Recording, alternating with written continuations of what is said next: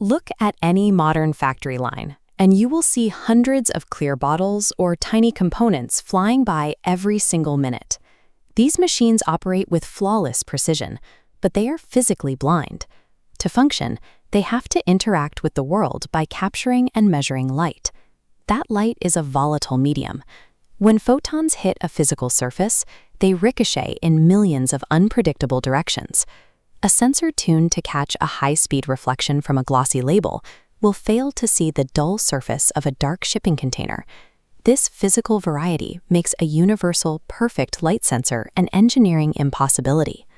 Instead, our infrastructure relies on a carefully engineered matrix of specialized sensors, each designed to trade one physical capability for another. For basic detection, engineers use the Photo Resistor, or LDR. It is the cheapest and most durable building block available for measuring light intensity. Its function relies on photoconductivity. When photons hit its cadmium sulfide structure, the energy breaks electrons free from their bonds, allowing current to flow more easily as the resistance values plummet. The drawback is speed.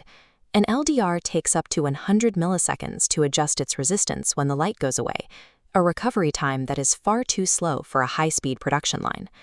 High-speed systems require a photodiode. This uses a PN junction operating in reverse bias, which intentionally blocks current until a photon strikes the junction and instantly triggers a reverse electrical spike. This table highlights the extreme difference in these technologies. The photodiode reacts in nanoseconds, operating 1,000 times faster than its counterparts. Industrial automation requires moving beyond simple variable resistors, trading low cost for the lightning-fast behavior of semiconductor physics. Speed is only the first constraint. Engineers must also detect objects across vast physical spaces, sometimes spanning the entire width of a warehouse. The Thru beam sensor provides maximum reliability by physically separating the emitter and receiver.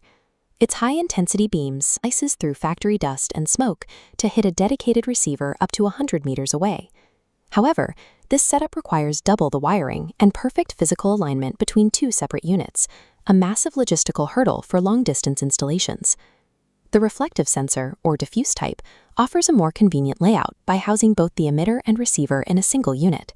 This sensor doesn't aim at a receiver, it aims at the target object. It fires a beam and waits for a fraction of that light to scatter off the object's surface before bouncing back into the same housing.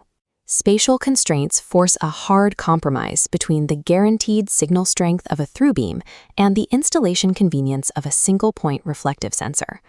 Object color is the primary enemy of reflective sensors.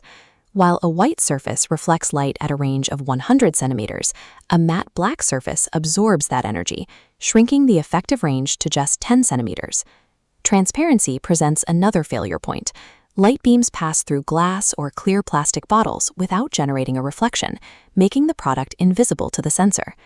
Ambient light from warehouse windows or welding arcs adds further chaos, blinding receivers and creating false triggers when no object is present. Engineers navigate this chaos using a strict selection matrix. For dark objects, it recommends through-beam or retroreflective sensors over diffuse types. The chart also reveals environmental trade-offs. Thick smoke demands through beams, but narrow spaces make them impossible to mount.